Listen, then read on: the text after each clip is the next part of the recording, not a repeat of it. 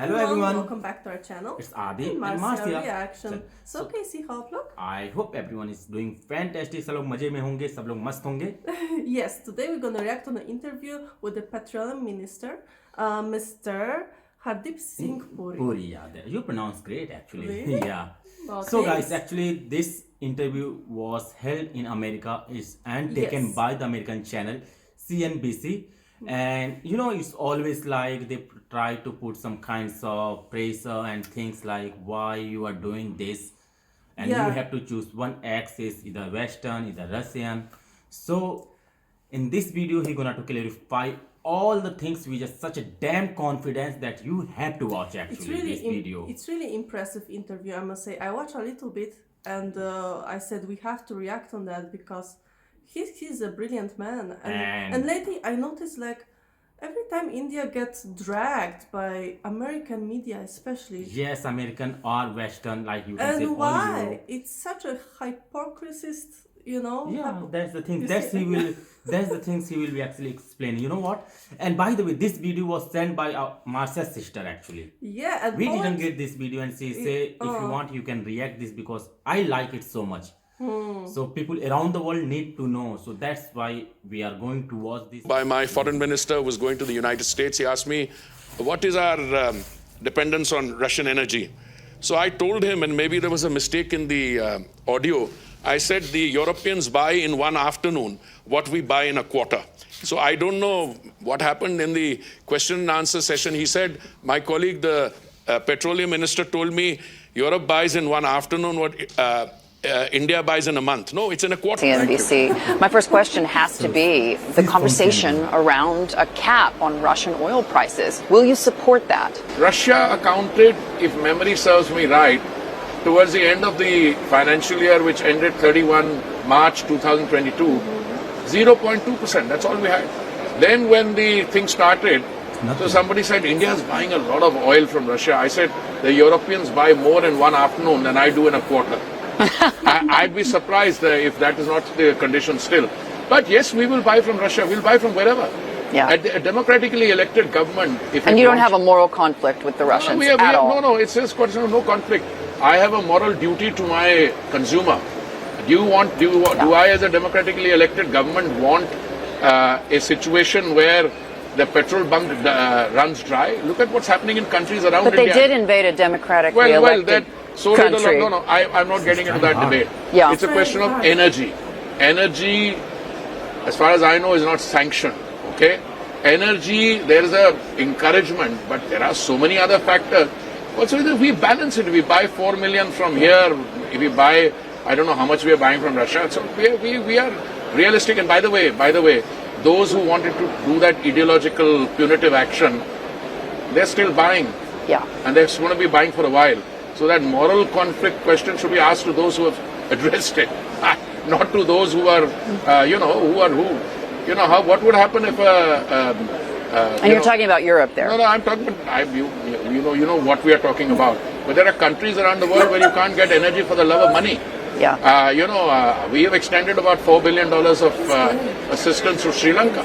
Yes. Much of it in the energy sector. So these are energy, you have to be hard-headed and realistic. Yes. And do what is doable. Yeah. So- Who's irresponsible here? Is it the Russian president for invading I am Ukraine, not- or is it the West This responding? is a discussion. I was a diplomat for 39 years. I can get you into a discussion and we could talk for hours on, who's responsible, use of force. It's happened earlier. We were on the Security Council. But there's a responsibility to the energy markets. I was on the Security Council, presiding over the UN Security Council when Resolution 1973 was passed on Libya. And I was warning then, don't use force, even though it was with Security Council sanctions. See what's happening in Libya today. Then in Syria, there was no authorization. See what's happening. Look, energy today is the lifeline of economies. We have to be absolutely, there are considerations of propriety, there are other considerations. But we are today in a situation where our real duty is to our consumers. And if a large country like India, if we were to not be able to navigate through this crisis, I think it would be, for the next 2 decades, 25% of the global demand increase is going to come from India. And India today 5 million barrels of consumption of crude oil. I see that going up to 6, 7, 9, etc. My own sense is that if your total consumption is about 100 million barrels a day, the world will have to be, look, one producer produces 7, 9. There's another one which has 45 million barrels on platforms. You'll have to come to terms with that. And there's a third one somewhere. Yeah. So all those, and my bilateral discussions with them are not revealing. They're educated. Yes. I mean, I was at Davos when, some of these tries were making, and then some of them didn't, but all our energy comes through a pipeline. So we didn't buy much Russian oil. So Yes. the answer is, that question doesn't have to be answered. But we are buying now Russian oil. Yes, some of it. We're also buying from other sources around the globe. But Yeah. today, I think, the transition has also had an effect. A lot of people started going Yeah. away from fossil and hydrocarbons because they said, now we must go green. Again, you have to be realistic about that. Yeah. If you don't survive at the point at which you are now, the chances of being able to make the transition are going to be just that much. These are comments that frankly echo the comments I've heard again and again from OPEC ministers. OPEC Plus suggesting in the last couple of weeks that they could cut production. They didn't do it today, but do you see that as a possibility? I know, this production and price have an interesting correlationship. At an academic level, if you ask somebody why are prices high, it says, no, we don't determine the price, we only determine the amount of energy we release. But then the amount of energy you release, if it is a lack of equilibrium with the demand, then the price shoots up, okay? But I ask you a question, and through you to anyone who's listening, can you really sustain high prices at a time when the US economy, which is the lead economy of $20 trillion plus, is technically in a recession? First quarter, second quarter, 1.9% down. Yeah. I don't know whether you live in Europe or in the Middle East. If you look at what's happening in the United Kingdom, what's happening in Germany, what's happening in other parts of Europe, are we looking at a big R globally a few Do you quarters believe down? so? I'm worried. Yes, absolutely. Yeah. But so my job, my Prime Minister's job is duty to his country is to make sure that India is insulated from it. Yeah. Because, first of all, high oil prices are just not compatible with the situation. No. You asked where I live. I live in the real world, and my question is, do you believe that OPEC Plus are playing fast and loose with the energy markets? I would not use a respectable forum like this. Views we convey bilaterally, but many of them agree with what we say, and they themselves say it. You see, it's in many ways a dilemma. Yes. You have a resource, you have to make a determination over what period of time you release that to maximize your earnings. You are acutely conscious of the fact, today you're not dealing with one crisis, you're dealing with multiple crises. These are food, fertilizer and fuel. Now the fuel part of it is actually impacting on the other two as well. My sense is that whenever somebody takes a decision, one is a decision which anticipates a slowdown. I mean, many cities in a very large country, called a developing country, they are under lockdown. There are some areas where the demand, the growth is not as buoyant as they expected it to be. So you're looking at, let's say, in the next 2-3 quarters with a great degree of caution. Yeah. And I would say you would want to take the careful decisions, because what happened during the pandemic, I don't know what the size of the stimulus package was, but $20 trillion in one country alone, that $20 trillion caused a fair amount of excess money is chasing those goods. Now, if constriction in supply, you would have that same amount, so it's inflationary.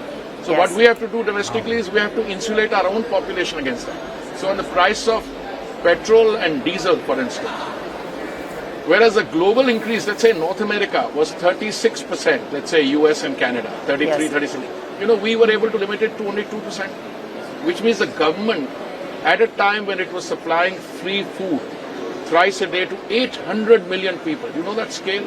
800 million people were getting free food, dry rations, thrice a day, and we were doing it at a time when we were cutting our revenue from central excise duty.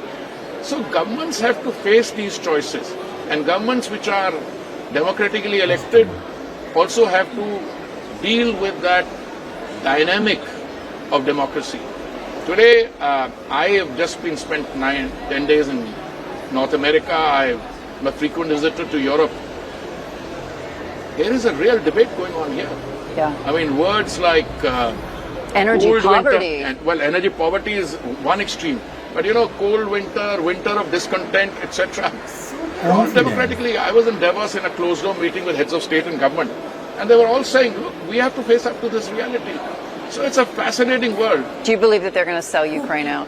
I am never going to get involved with that. It's who's selling whom out, whatever it is. Those are liberties, young lady, which you can take because you're in the privileged position of asking those questions. Well, you know, there is something called a political resolve. Yes. It stems from belief. What is going to happen? Well, as I said, I was in Davos. This is the summer session. Yes. First 1 or 2 days was extreme demonstration of what I call a self-preoccupied Eurocentric view. Because you're living in Europe, you are meeting people largely who are from Europe. China and Russia were absent largely from that meeting which took place in Davos. But within 2 days, the narrative changed to also take into account what is happening outside. Yes. By outside, I mean in the developing world, because you have numbers, you have scale, Yes. and you have other issues. So, the world was no longer divided into a simplistic mathematical things, pro X and pro Y. Yes. It's not that. It's I a was there question- as well, and you're absolutely You're correct. absolutely- I This mean, was you know, this was the question you- that I was asking, that the world condemned me for asking, which was No, at they're what not condemn point? you. I think you're asking a very relevant question. If I had not spent 39 years in the world of diplomacy, I may have even succumbed to answering that question in a way which you could have played for the next 6-8 hours in terms of, caught a minister off on the wrong foot kind of, But do thing. you think that we are in some real danger of getting this wrong? And when I say that, there are so many different elements. There's going to be an emergency meeting tomorrow of EU ministers in Brussels. They're talking about the electricity situation. We're talking about energy poverty. We're now talking about Russian sanctions coming on in December, the idea of a price cap. Is there a way to roll this back, is what I'm saying? There's one thing I would do. I would be, not only because of the profession I spent bulk of, I've been a minister for 5 years. I'm an energy minister only for petroleum and natural only for a year, but I've been a member of the Council of Ministers for 5 years. One has to be very difficult with what one says. True. Because, let us say, put yourself in the situation of if you're a European country. He's talking actually. You have an assured point-to-point pipeline and you have energy coming in. Let's say, and they said it even then. I mean, I heard what was said in Davos in a closed room. They said, we would like to, at a political level, be part of the narrative, but we have a real problem. What do? We have to source alternate. Today in the opening session, which I had a privilege of participating in, one of the speakers saying, well, we're trying to locate alternate sourcing of gas from countries X, Y, Z, different parts of the globe. All that will happen. The global markets will adjust. People will come to terms. But do challenges like this lend themselves to knee-jerk solutions which are not fully thought through? I don't think it happens like that. There will be talk, there will be adjustment. I am not in a position to comment on whether the world of energy will go into a compromise or it will go into a sledgehammer solution. I don't know. I mean, all I can tell you is I know a little bit about my country, which I have the privilege of representing.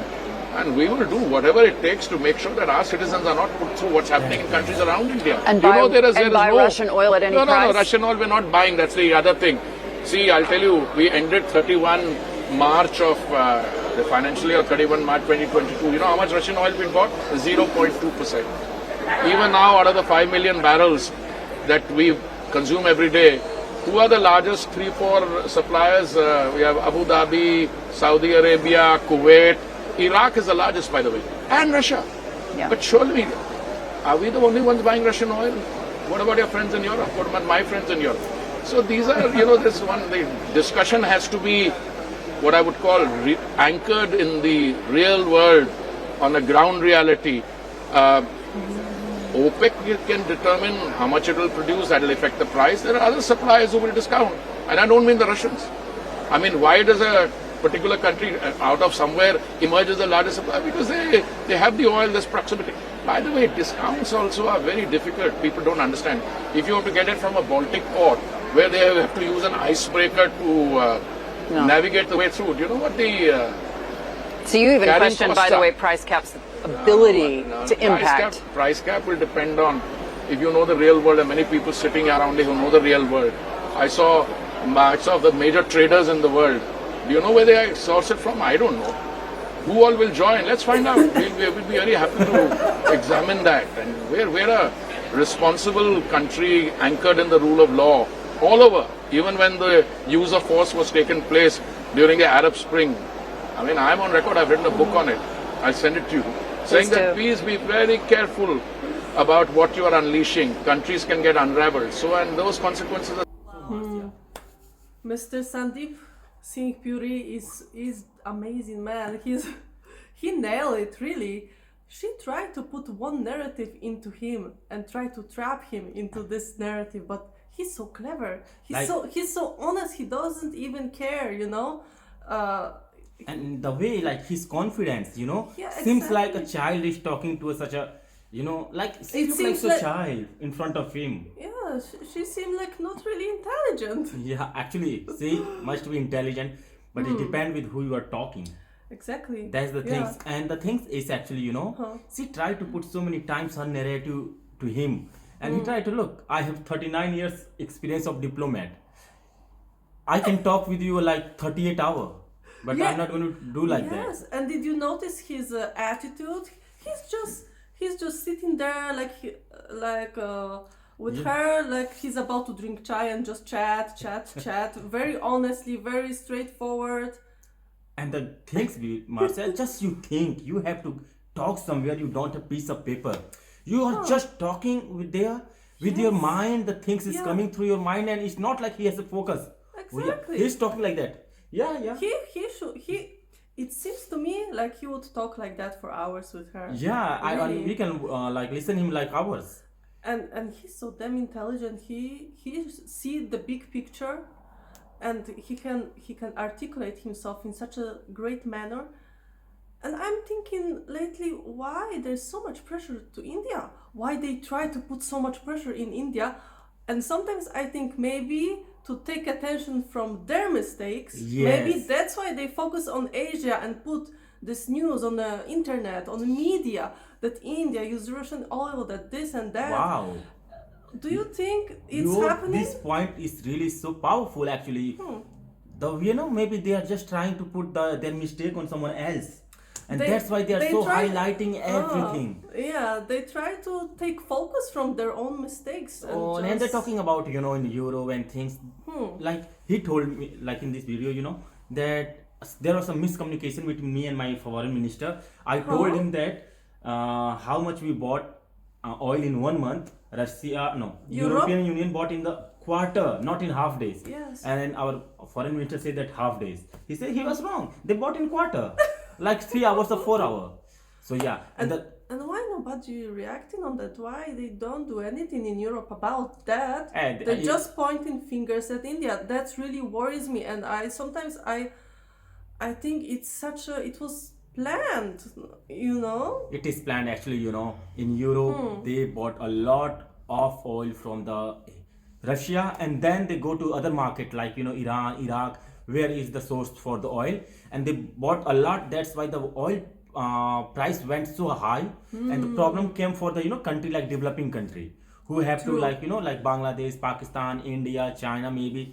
And these kinds of country have a problem, and then they give a lecture to other country that you don't have to do the shit It's they are doing ridiculous. actually. It's ridiculous for me. And regular people like me in Europe, they also see that, and they don't understand what the hell are they talking about. It's ridiculous. The policy in Europe is ridiculous, and we don't trust government anymore. Yeah. Oh, here's actually Really? people don't trust in our government. Believe And the me. things is, guys, there's such a great comment in this video, not from India, people from Around around the the world, world. and it will be really so nice, and you will be feel so great to read this all the comments. So I will put the original link for this video in the description Yes. box, so you can check out, and you can also find out our Instagram ID and everything. Yes. So thank you Thank to you watching so with much. us. And what do you think about this video? What Let do you us think know. about This amazing, brilliant Hardeep Mr. Singh Singh. Puri? And yeah, I'm impressed. yeah, and you know what? Yes. Where power get this confidence, because they know that people choose such a powerful, government in India. So this is the hand in every citizen of India. Yes. Thank Okay, you so much. thank you so much for watching with us. Namaste, Namaste. Sat Sri Akal, Jai Hind. Pranam. See you again.